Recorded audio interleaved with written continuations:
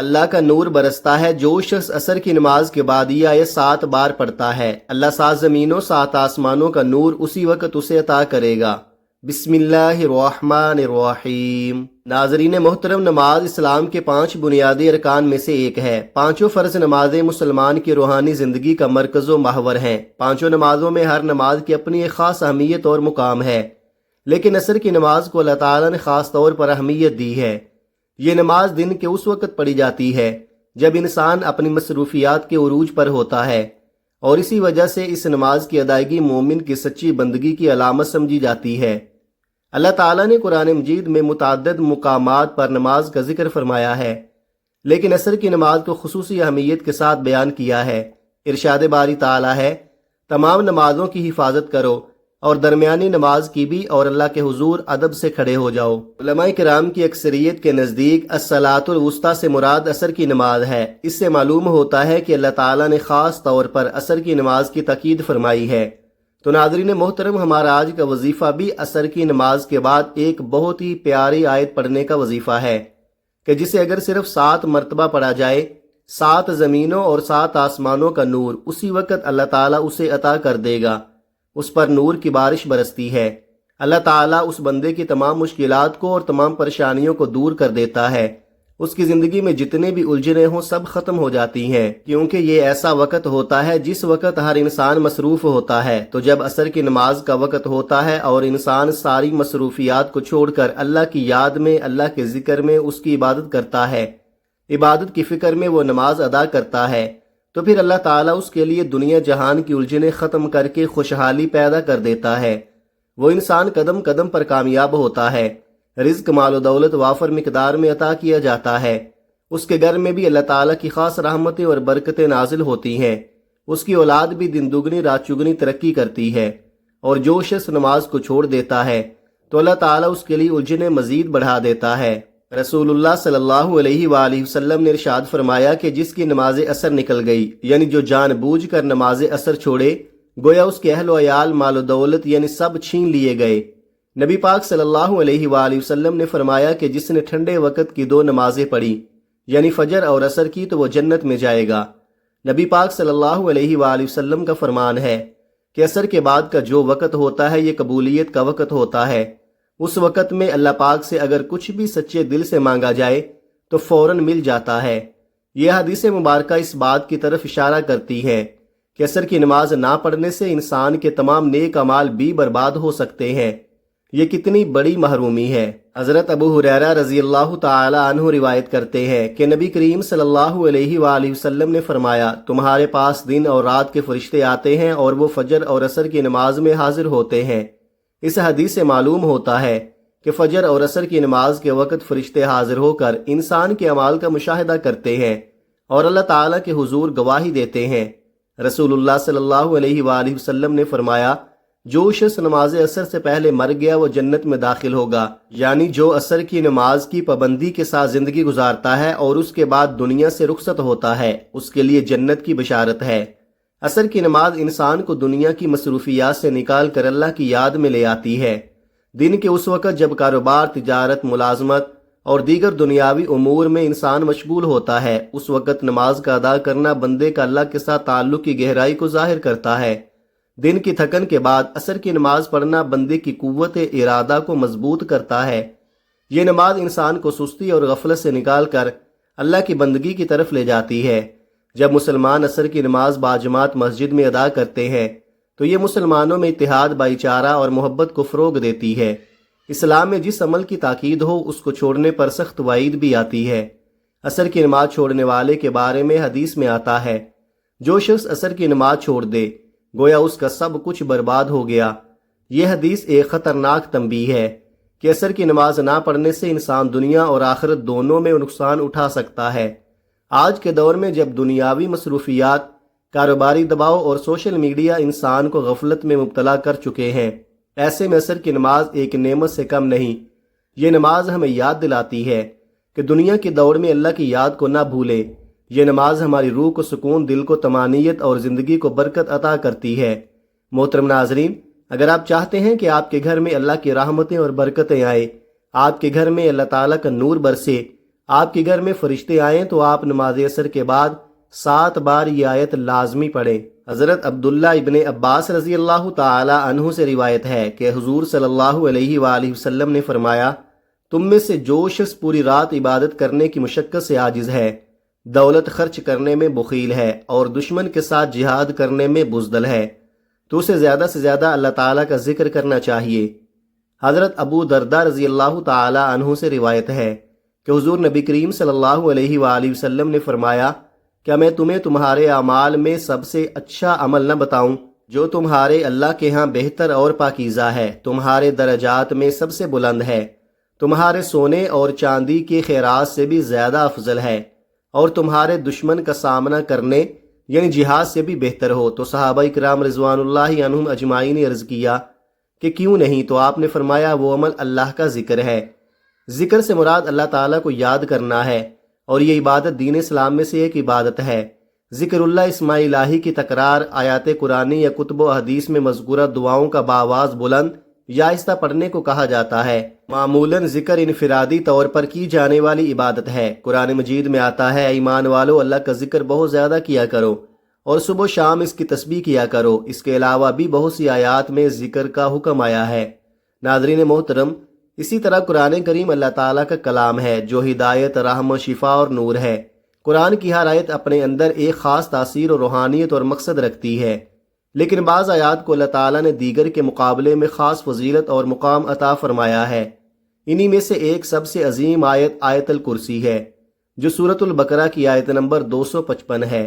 آیت الکرسی کی فضیلت کے بارے میں رسول اللہ صلی اللہ علیہ وآلہ وسلم نے ایک صحابی سے فرمایا، کیا تم جانتے ہو کہ قرآن میں سب سے عظیم آیت کون سی ہے؟ اس صحابی نے عرض کیا، اللہ اور اس کا رسول بہتر جانتے ہیں۔ آپ نے فرمایا، آیت الکرسی۔ پھر فرمایا، یہ آیت عرش الہی کے نیچے سے نازل ہوئی ہے۔ حضرت ابو ہریرہ رضی اللہ تعالی عنہ کی مشہور حدیث ہے کہ شیطان ایک مرتبہ ان کے پاس آیا اور چوری کرنے لگا، تو انہوں نے اسے پکڑ لیا۔ شیطان نے کہا، اگر تم مجھے چھوڑ دو تو میں تمہیں ایک آیت سکھاتا ہوں جسے پڑھنے سے تم محفوظ رہو گے۔ وہ آیت آیت الکرسی ہے۔ جب حضرت ابو ہریرہ رضی اللہ تعالی عنہ نے رسول اللہ صلی اللہ علیہ وسلم سے اس کا ذکر کیا تو آپ نے فرمایا، اس نے تم سے سچ کہا، حالانکہ وہ جھوٹا ہے۔ رسول اللہ صلی اللہ علیہ وآلہ وسلم نے فرمایا، جو شخص ہر فرض نماز کے بعد آیت الکرسی پڑھے گا، اس کے جنت میں داخل ہونے سے صرف موت رکاوٹ ہے۔ آیت الکرسی نہ صرف قرآن کی سب سے عظیم آیت ہے، بلکہ اس کے اندر روحانی اور باطنی طاقت بھی چھپی ہوئی ہے، جو شیطانی اثرات، جادو، نظر بد، وسوسوں اور خوف کے خلاف ڈھال کا کام دیتی ہے۔ وقت کی نزاکت کو مد نظر رکھتے ہوئے آئیے ناظرین، آج کے اس بابرکت وظیفے کی طرف چلتے ہیں اور جان لیتے ہیں کہ آپ نے یہ آیت نماز عصر کے بعد کس طرح پڑھنی ہے۔ جب آپ نماز عصر ادا کر لیں تو نماز عصر ادا کرنے کے بعد اسی جگہ بیٹھے بیٹھے آپ نے سب سے پہلے نبی کریم صلی اللہ علیہ وآلہ وسلم کی ذات اقدس پر 3 بار درود پاک کا نذرانہ پیش کرنا ہے۔ درود پاک آپ کوئی سا بھی پڑھ سکتے ہیں۔ آپ مختصر اور آسان سا درود صلی اللہ علیہ وآلہ وسلم پڑھ لیں۔ آپ صلی اللہ علیہ محمد پڑھ لیں، یا آپ نماز والا درود ابراہیمی پڑھ لیں تو سب سے بہتر ہے، کیونکہ درود ابراہیمی کی فضیلت سب سے زیادہ ہے۔ درود ابراہیمی ایک بار میرے ساتھ بھی پڑھیے گا تاکہ ثواب ہو۔ اللہم صلی علی محمد وعلی آل محمد کما صلیت علی ابراہیم وعلی آل ابراہیم انک حمید مجید۔ اللہم بارک علی محمد وعلی آل محمد کما بارکت علی ابراہیم وعلی آل ابراہیم انک حمید مجید۔ 3 بار درود پاک پڑھنے کے بعد آپ نے فوری طور پر اپنے خاص مقصد کی نیت کرنی ہے۔ آج رب کریم سے اپنی اوقات دیکھ کر نہیں، رب کی عظمت اور شان کے مطابق مانگنا۔ آج جو کرائے کے مکان پر رہتے ہیں، اپنا گھر مانگنا چاہتے ہیں، آج مانگیں، کھلے دل سے مانگیں۔ جو بیٹیاں رشتوں کی وجہ سے پریشان ہیں، اپنے من پسند رشتوں کی نیت کر کے بیٹھیں۔ جو نوکری کے لیے پریشان ہیں، نوکری کے لیے پڑھیں۔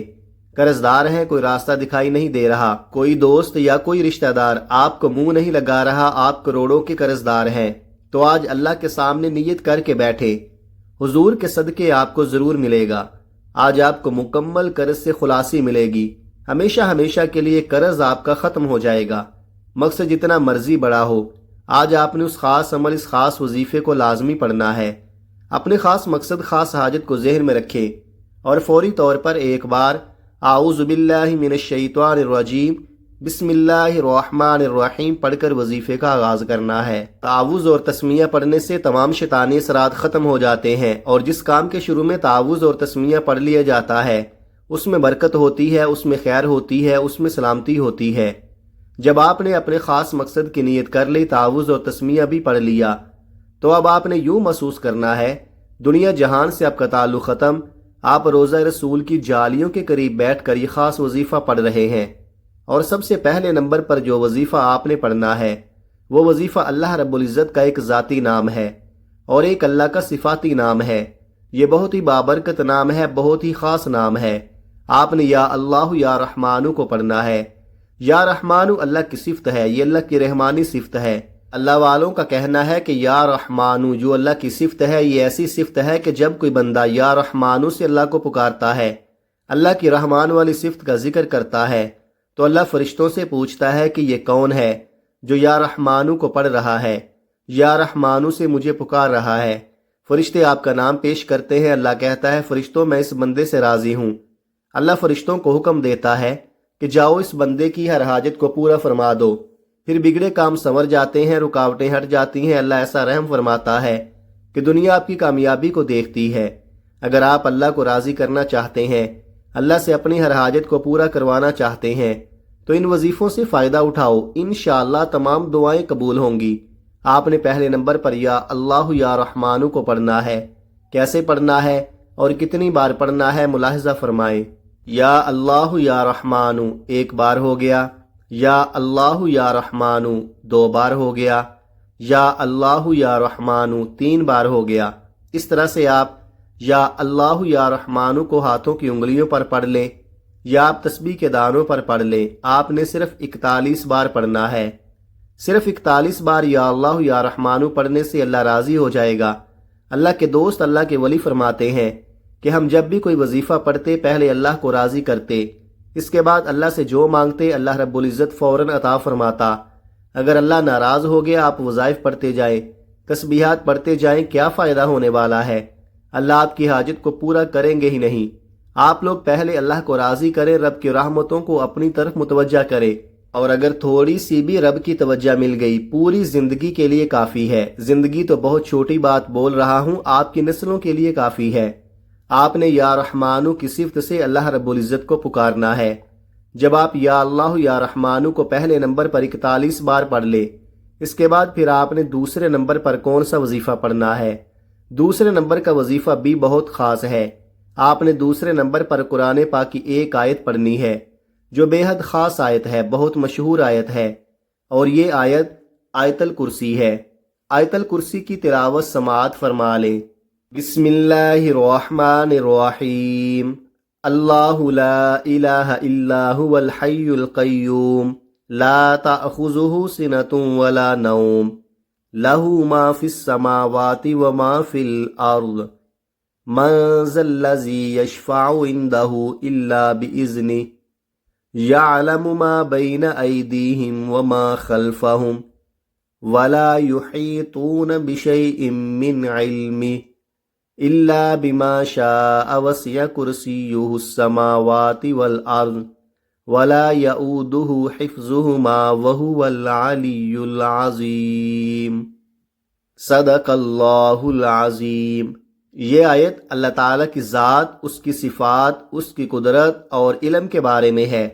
اس میں بتایا گیا ہے کہ اللہ کے سوا کوئی معبود نہیں، وہ زندہ اور قائم رکھنے والا ہے، اسے نیند یا اونگ نہیں آتی۔ آسمانوں اور زمین میں جو کچھ ہے سب اس کی ملکیت ہے، کوئی بھی اس کی اجازت کے بغیر سفارش نہیں کر سکتا۔ اس کا علم ہر چیز پر محیط ہے، اس کی کرسی یعنی اختیار و سلطنت آسمانوں اور زمین پر چھایا ہوا ہے۔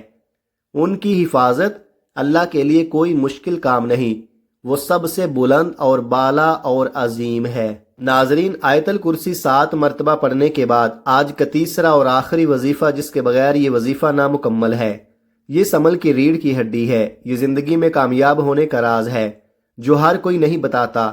اب آپ نے ایک قرآنی آیت پڑھنی ہے، وہ قرآنی آیت لا الہ الا انت سبحانک انی کنت من الظالمین ہے۔